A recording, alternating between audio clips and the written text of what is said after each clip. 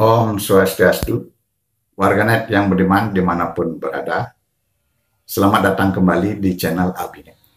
Warganet yang beriman, kali ini saya masih membahas tentang soroh.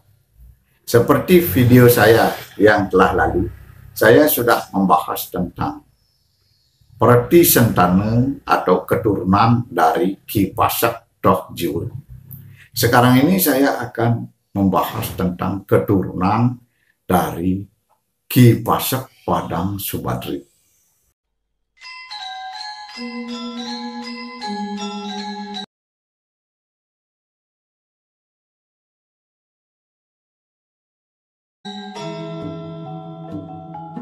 Warganet yang beriman, Ki Pasak Padang Subadri pada masa kerajaan Bedahulu yang diperintah oleh Ide Dalam Bedahulu, Sri Tapaulung atau Sri Gajah Waktra atau Sri Gajah Wahana atau Sri Astasura Ratna Bumi Banten diangkat sebagai Amangku Bumi yang menguasai daerah Perasi dan sebagai pengempon Pura Silayukti, perahyangan dari Empu Kuturan. Ki Pasak Padang Subadri ini setelah diangkat menjadi Amangku Bumi bergelar Kiai Agung Pasak Padang Subadri. Warganet yang beriman, Kiai Agung Pasak Padang Subadri menurunkan 5 putra. Yang pertama bernama Pasak Guru Badri. Yang kedua bernama Ki Pasak Sadri. Setelah Dwijati atau setelah Pudgala bergelar Ki Dukuh Suladri. Putra ketiga bernama Ki Pasak Sadri. Yang keempat bernama Ki Pasak Tegal Wangi. Dan yang kelima bernama Ki Pasak Subrate. Warganet yang budiman, saya akan ceritakan keturunan dari Kiai Agung Pasak Padang Subadri yang banyak menjadi patih. Warganet yang budiman, pada masa kerajaan Gel-Gel yang diperintah oleh Ide Dalam Dimade atau Sri Dimade, terjadilah pemberontakan yang dilakukan oleh Kiai Agung Maruti, keturunan dari Arya Kepakisan. Nah, Kiai Agung Maruti berhasil dalam pemberontakan itu, dan Kiai Agung Maruti pun berkuasa selama 20 tahun, yang bergelar juga sama Sri Dimade. Warganet yang beriman, kemudian Kiai Agung Maruti ini sudah sebagai raja di kerajaan Gel-Gel mengangkat keturunan Kiai Agung Pasak Padang Subadri yang bernama Gede Pasak Subrate sebagai patih di kerajaan Gel-Gel. Warganet yang beriman, kemudian pada masa kerajaan Gianyar, Dewa Manggis juga diangkat sebagai patih keturunan dari Kiai Agung Pasak Padang Subadri yang bernama Made Pasak Cedok. Warganet yang beriman, kemudian ada juga suatu berita atau kisah duka dari keturunan Kiai Agung Pasak Padang Subadri. Warganet yang beriman, jadi ada keturunan dari Kiai Agung Pasak Padang Subadri yang terancam jiwanya. Warganet yang beriman, ini terjadi ketika Dewa Agung Jambe, putra dari Ide Dalam Dimade atau Ide Dalam Sri Dimade, ini membalas dendam terhadap kekuasaan yang direbut oleh Kiai Gusti Agung Maruti. Kemudian Gusti Agung Maruti pun atau Kiai Agung Maruti pun bisa ditundukkan dan Kiai Agung Maruti pindah. Warganet yang beriman. Kemudian pada masa itulah sebagai patih di Kerajaan Gelgel, patih dari Kiai Gusti Agung Maruti ini, sehingga beliau ini terancam jiwanya, kemudian menyelamatkan diri ke desa Tampur Hyang Batur yang sekarang bernama Desa Songa. Dan mereka mencari sanak saudaranya di sana, keturunan dari Ampu Witadharma, jadi Pasek Gelgel Songan. Dan Pasek Gelgel Songan pun menerima dengan baik sebab masih satu garis keturunan leluhur. Warganet yang beriman. Kemudian keturunan dari Kiai Agung Pasek Padang Subandre ini satu pemerajan dengan Pasek Gelgel Songan yang sampai sekarang warganet yang beriman. Nah itu, jadi ada cerita duka. Kemudian warganet yang beriman, ada juga cerita duka keturunan dari Kiai Agung Pasek Padang Subandre yang tinggal di Desa Tulamben. Warganet yang beriman, sehingga keturunan dari Kiai Agung Pasek Padang Subandre yang tinggal di Desa Tulamben harus pindah ke Desa Sibatang dan seterusnya. Warganet yang beriman, dikisahkan di pesisir pantai Tulamben berlabuhlah 3 perahu. Warganet yang beriman, 3 perahu itu dibawa oleh orang-orang Bugis. Warganet yang beriman, jadi orang-orang Bugis yang membawa 3 perahu ini menyandar di pesisir pantai Tulamben. Kemudian orang-orang Bugis ini pun turun ke Desa Tulamben dan melewati halaman Pura Melanting yang ada di Desa Tulamben. Orang-orang Bugis ini melihat ada sebuah batu ceper di halaman Pura Melanting itu, warganet yang beriman. Kemudian orang-orang Bugis ini berniat untuk membeli dari batu ceper yang sangat dikeramatkan oleh masyarakat Desa Tulamben. Kemudian tentu saja orang-orang Bugis ini menemui masyarakat di Desa Tulamben dan menyampaikan niatnya untuk membeli batu ceper yang ada di halaman Pura Melanting itu. Warganet yang budiman, masyarakat atau prajuru adat di Desa Tulamben ini terpecah. Ada yang mengizinkan, ada yang tidak mengizinkan. Kemudian yang mengizinkan ini memberikan saran kepada orang-orang perahu ini agar mengambil saja, istilahnya curi saja, ya, mengambil saja dah. Nah, dengan tentu saja dengan harapan imbalan sejumlah uang. Warganet yang beriman. Kemudian orang-orang Bugis ini pun mengambil batu ceper itu, warganet yang beriman, dan ditaruh di perahunya. Warganet yang beriman.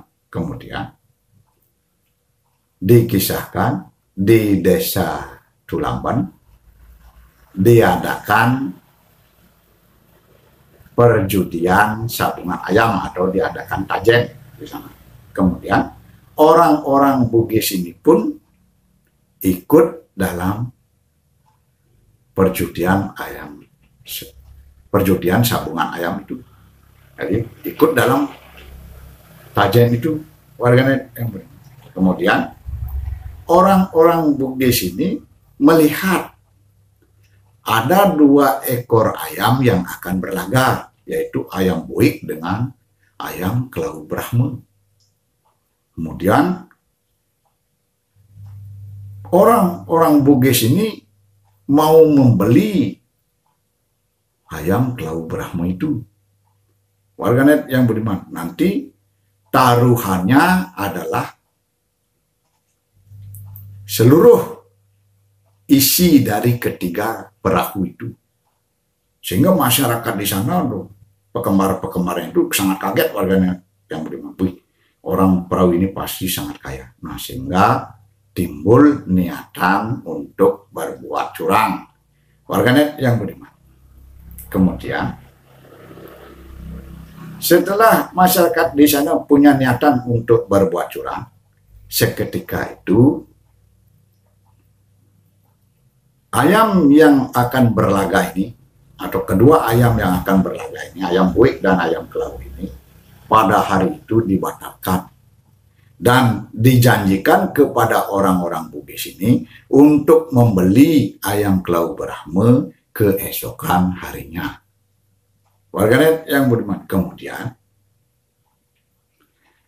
orang-orang Bugis ini pun tidak curiga bahwa masyarakat di sana berniat berbuat curang yang akan menyiksa ayam Kelau Brahma ini. Warganet yang beriman. Dan orang-orang Bugis ini pun polos, hanya menyetujui keesokan harinya akan dilagakan ayam Kelau Brahma ini dengan buik ini. Kemudian tajen pada hari itu pun itu bubar. Kemudian baru diadakan keesokan harinya. Warganet yang budiman, sebelum esok harinya itu, di malam harinya itu, tentu saja warganet yang budiman, ayam Kelau Brahma ini disiksa habis-habisan oleh masyarakat di sana. Sehingga dengan harapan besok dilagakan dengan ayam buik, tentu saja tidak bisa memukul lawannya. Otomatis kalah. Dan kalau kalah, masyarakat di sana akan menang seluruh isi dari ketiga perahu itu. Itu harapannya warganet yang beriman. Kemudian keesokan harinya pun ayam itu diadakan. Jadi diceritakan berlagalah ini ayam Kelau Brahma dengan buik. Ayam Kelau Brahma yang sudah dibeli oleh orang perahu itu. Warganet yang beriman. Kemudian diisi taji. Keduanya diikatkan taji sebagai senjata. Setelah siap semuanya, lalu kedua ayam ini pun dilagakan warganet yang beriman. Kemudian setelah keduanya dilepas, ayam buik ini yang sehat walafiat langsung menyambar lawannya Kelau Brahma ini warganet yang beriman. Kelau Brahma yang sudah disiksa semalaman tidak kuasa melawan pukulan daripada ayam buik ini warganet yang beriman. Kemudian Kelau Brahma ini pun hanya menghindar warganet yang beriman, tetapi lama-kelamaan tidak kuasa juga terus-menerus menghindar warganet yang beriman. Kemudian Kelau Brahma ini pun lari. Warganet yang beriman. Kemudian Kelau Brahma ini pun bersembunyi di pojok yang ada keranjang. Warganet yang beriman. Dengan posisi kepala disisipkan di dalam keranjang. Kemudian kakinya masih ada di luar, tertelungkup berisi taji. Warganet yang beriman. Karena ayam buik ini sangat garang, maka dari itulah ayam buik ini kurang perhitungan warganet yang beriman.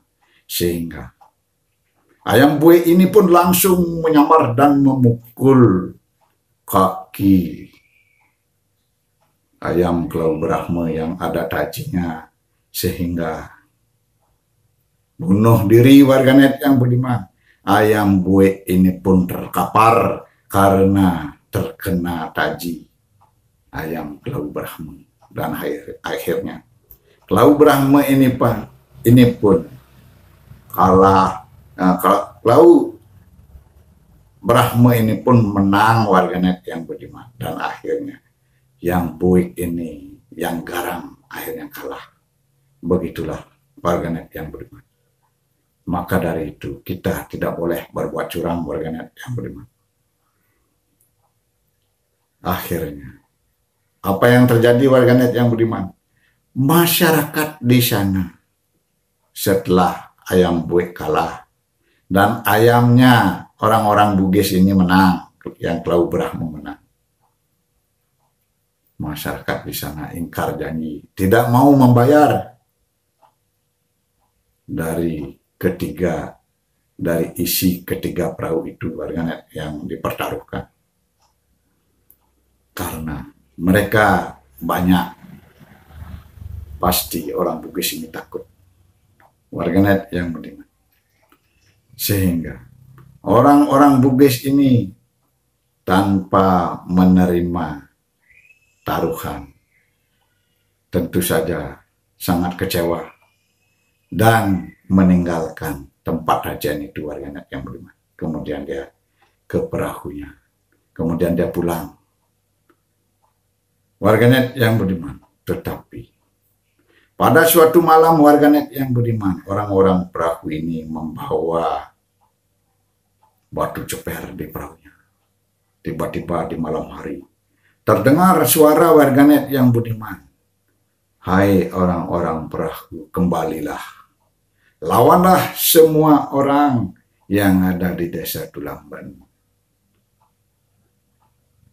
Orang yang sudah ingkar janji dan orang yang sudah kena kutukan karena sudah berani menjual batu ceper.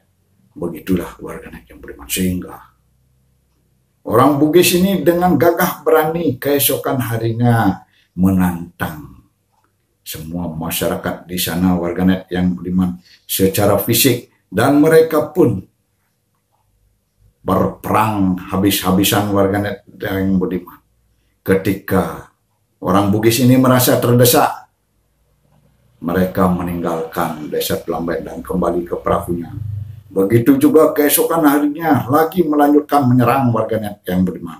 Lama-kelamaan masyarakat di sana pun capek dan bisa dikalahkan warganet yang budiman. Kemudian semua desa di sana dibakar habis-habisan oleh orang Bugis ini warganet yang budiman. Sehingga keturunan dari Kiai Agung Pasak Padang Subadri menyelamatkan diri menuju desa Sibatan dan berpindah-pindah warganet yang budiman. Begitulah sedikit kisah tentang keturunan dari Kiai Agung Pasak Padang Subadri. Di lain video saya akan memaparkan tentang Sabtu Resi yang kedua, yaitu Ampu Kanande. Terima kasih.